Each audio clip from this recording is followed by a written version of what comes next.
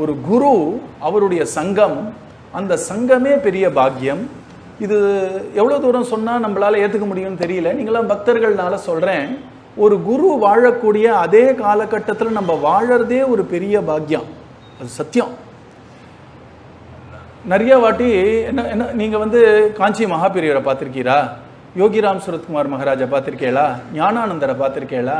இல்லைன்னா நம்ம ஸ்ரீ ஸ்ரீ அண்ணாவை பார்த்துருக்கேளா அப்படின்லாம் நம்ம கேட்கும் பொழுது அவர் சொன்னார், ஆமாம் பார்த்ததில்ல. அவர் அயோத்தியா மண்டபத்தில் பிரவச்சனம் பண்ணும்போது ஆட்டோவில் போயிருக்கேன், 2 வார்த்தை அவர் காதில் விழுந்தது எனக்கு, அதே எனக்கு ஒரு பெரிய ஆறுதலாக இருந்தது. இதெல்லாம் சொல்கிறவர்கள்லாம் உண்டு.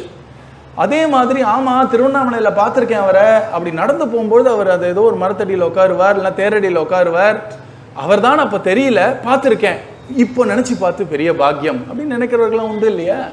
அந்த மாதிரி ஒரு மகான் இருக்கக்கூடிய காலகட்டத்தில், அவர் இருக்கக்கூடிய பிரதேசத்தில் நம்ம வாழறதே ஒரு பெரிய பாக்கியம். ஏன்னா அவரை சுற்றி ஒரு ஆன்மீகமான ஒரு அதிர்வு எப்பவுமே இருந்துருக்கு. நம்ம அதை whether we like it or not, வேணும்னு நினைக்கிறோமோ வேண்டான்னு நினைக்கிறோமோ, அதை நிச்சயமாக நம்மளை பாதிக்கும். அதாவது ரொம்ப பயன்படுற வழியில் பாதிக்கும். இது எப்படின்னு சொல்கிறேன், இது அகெயின் கோவிடுக்கு தான் போக வேண்டியிருக்கு. ஏன்னா அது நிறைய பாடங்கள் நம்மளுக்கு கற்றுக் கொடுத்தது. நீங்கள் கோவிடோட பீக்கில் இருக்கும் பொழுது இதெல்லாம் தாண்டி வந்ததுனால நன்றியோட கோவிடை ஸ்மரிக்கலாம், தப்பு இல்லை. அந்த ஒரு மகா தொற்றுன்னு சொன்னோம் இல்லையா, பெருந்தொற்றுன்னு, அந்த பேண்டமிக்கும் போது நீங்களே பார்த்தீங்களா, மேப்பில் சேப்பு கலரில் ஒரு ரவுண்டு போட்டு வச்சுருப்பாங்க நிறைய நகரில். ஏன் அதை போட்டிருக்காங்கன்னா, எந்த காரணத்தை கொண்டும் இந்த ஏரியாக்குள்ளேயே நீங்கள் போகாதீங்கன்னு, உள்ளே போகக்கூடாது, அதெல்லாம் ரெட் ஜோன். அங்கே நிறைய போலீஸ்காரர்கள்லாம் பாவம், காவல்துறைக்காரர்லாம் அங்கே வெளில நிற்பாங்க கேட்டை போட்டுன்னு, உள்ளே போகக்கூடாது, அதுக்கெல்லாம் பாஸ் போடணும், நீங்கள் ஒரு டாக்டராக இருக்கணும், நர்ஸாக இருக்கணும். ஏன்? ஒரு இடம் தானே அது. நான் ஆளை பார்க்க போகிறேன்னா, ஆளோட பேச போகிறேன்னா, கை கொடுக்க போகிறேன்னா, அவர் என்ன சொல்கிறார்கள், இந்த இடம் கோவிட்னால பாதிக்கப்பட்ட இடம், போகவே போகாதீங்க உள்ளன்றார். ஏன் போகவே போகாதேன்னா, அந்த இடத்துலையே அந்த கிருமிகள்லாம் காற்றுல இருக்கலாம், இல்லைனா அவர் ஏதான ஒரு இடத்த தொட்டு போயிருக்கலாம், நீங்கள் போய் தொடும்பொழுது அந்த கிருமி உங்ககிட்ட வரலான்ற பயத்தினால தானே சொல்கிறார்கள். அப்போது பாகவத்தில் அழகாக 10 விஷயங்கள் நம்மளுடைய வாழ்க்கையை பாதிக்கும்னு சொல்லும்பொழுது, காற்று, இடம், நம்ம சொல்லக்கூடிய மந்திரம், நம்ம சாப்பிடக்கூடிய சாப்பாடுன்னு 10 விஷயம் லிஸ்ட்டு போடுறது பாகவத்தில். அதில் காற்றும் சேர்க்கறது, தண்ணீரும் சேர்க்கறது. அதனால வைகை ஆற்றுக்கரையில் இருக்கிறவர்களுக்கு பக்தி வரும். நம்ம இல்லைன்னா கீழே போகும்பொழுது நம்ம பாலாற்றங்கரை அந்த மாதிரி சொல்றது இல்லை பாகவதம். இந்த ஆத்தங்கரையில் இருக்கிறவங்கள்லாம் இந்த ஜலத்தை குடிச்சே பெரிய பக்தர்கள் ஆவார்கள்லாம் சொல்றது. இது எதுவும் மிகைப்படுத்தி சொல்ற மாதிரின்னு நீங்கள் நினைக்க வேண்டாம். தண்ணீரும் ஒருத்தருடைய ஒரு மனப்பான்மையை, எண்ணத்தை மாற்றுமா, அதெல்லாம் இருக்கு, நமக்கு தெரியல. ஆனால் தானே தீர்த்தம் கொடுக்குறோம், வாங்கிக்கிறோம். ஒரு ஸ்பூன் தீர்த்தத்தினால பெரிய தாகம் போக போகிறது அவங்களுக்கு. ஆனாலும் கோவிலுக்கு போகிறோம், நாமத்வாரம் தீர்த்தம் வாங்கிக்கோங்கன்னு சொல்கிறோம். இந்த தீர்த்தமும் ஒரு 108 மணி நேரம் நாமா சொன்ன தீர்த்தம், அதை நம்ம ரொம்ப பயபக்தியோடு வாங்குகிறோம். ஏன்னா இதெல்லாம் நம்மளுடைய ஒரு மனசை மாற்றும், நல்ல விதத்தில் மாற்றும், நம்மளை சுத்தப்படுத்தும் அப்படிங்கிறது தான் நம்ம நம்பிக்கை. பிரசாதமாக கொடுக்கறதெல்லாம் தீர்த்தமாக இருக்கட்டும், அன்னமாக இருக்கட்டும், எல்லாம் பிரசாதம்னா வேற மாதிரி தானே இருக்குது. அந்த பிரசாதத்துடைய மேன்மையை நம்ம மறுக்க முடியாது இல்லையா? அதுக்கு அழகான பல உதாரணங்கள் இருக்குது. நம்ம ஒரு மகான் கொடுக்கக்கூடிய பிரசாதம் வாழ்க்கையே மாற்றும். ராகவேந்திர சுவாமிக்கு அப்படி ஒரு சிஷ்யர் இருந்தார். அவர் ரொம்ப ரொம்ப ஏழை. அவர் ராகவேந்திர சுவாமி கிட்டே போய் எனக்கு ஒரு கல்யாணம் ஆக போகிறது, எனக்கு தனமே இல்லை, நான் என்ன பண்ணணும்னு தெரியலன்னு சொல்லும் பொழுது அந்த ராகவேந்திர சுவாமி என்ன பண்ணார், கையில் இருக்கக்கூடிய மிருத்திகைன்னு இருக்கக்கூடிய ஒரு மண்ணை எடுத்து இப்படி கொடுத்துட்டார் அவருக்கு. இப்போ பணம் வேணும், பொருள் வேணும், ஏதாவது ஒரு ரெக்கமெண்டேஷன் லெட்டராவது எழுதி கொடுத்தாலாவது பரவாயில்ல, இல்லைன்னா ஒரு வார்த்தையாவது சொல்லலாம்.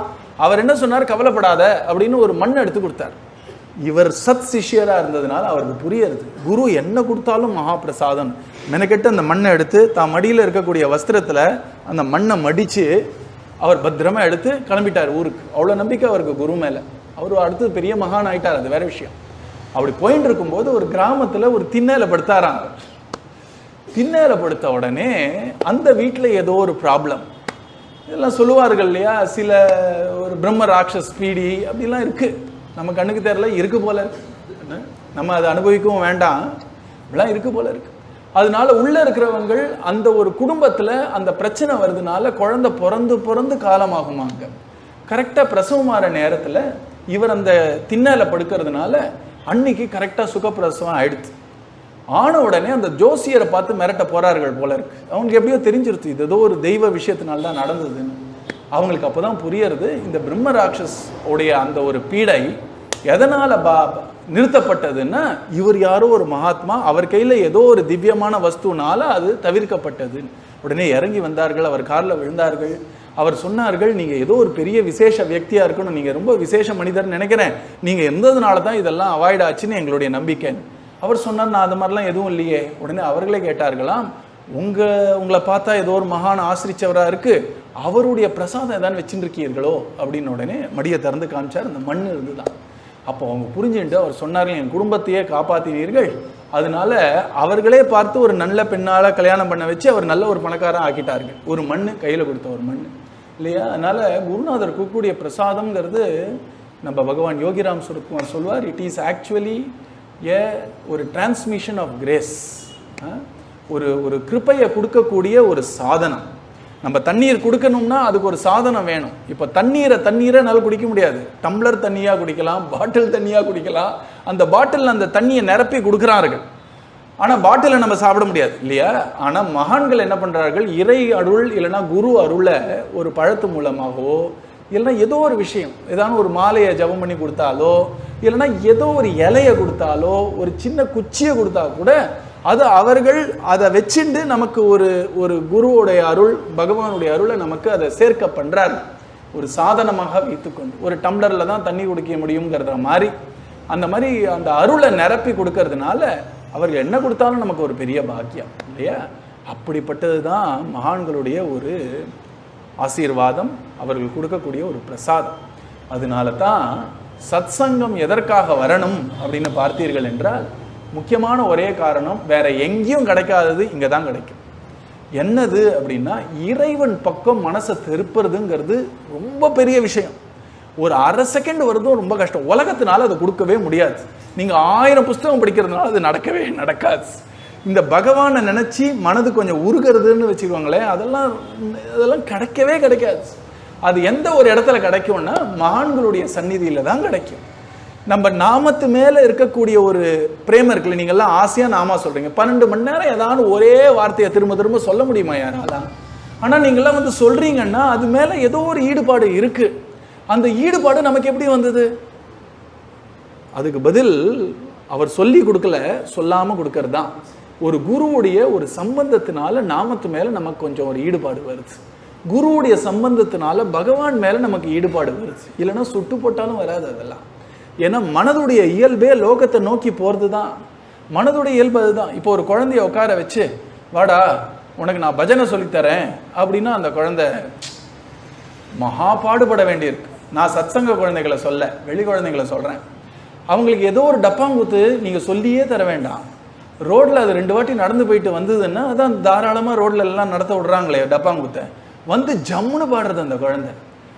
அந்த பெற்றோர்கள்லாம் சந்தோஷம், குழந்தை பாரு எப்படி பாடுறது அப்படின்னு சந்தோஷப்படுறாங்க. சந்தோஷப்படலாம், தப்பு இல்லை. ஆனால் இதையே ஒரு ஹரே ராமாவோ ஒரு பஜனையோ படாத பாடுபட வச்சு தான் அதை ஏன்னா அது குழந்தையோட தப்பு கிடையாது, மனதோட இயற்கை. அதுதான் இயற்கை, அதுதான் இயல்பு. அந்த இயற்கையை மீறி, பிரகிருத்தியை மீறி நம்ம மனதை உயர்த்தணும்னா அதுக்கு குருநாதருடைய தபஸு தான் காரணம். இல்லைன்னா அவ்வளோ ஈஸியாலாம் போயிடாது. எப்பவுமே தன்னை பற்றியே சிந்தனை பண்ணக்கூடிய ஒரு மனசு பிறருக்காக ஒரு காரியம் பண்ணலான்னு நினச்சிதுன்னு வச்சுக்கோங்க, அதே ஒரு பெரிய இயற்கைக்கு மீறிய ஒரு விஷயம். அது எதனால் வருதுன்னா மகான்களுடைய சங்கத்தினால வருது.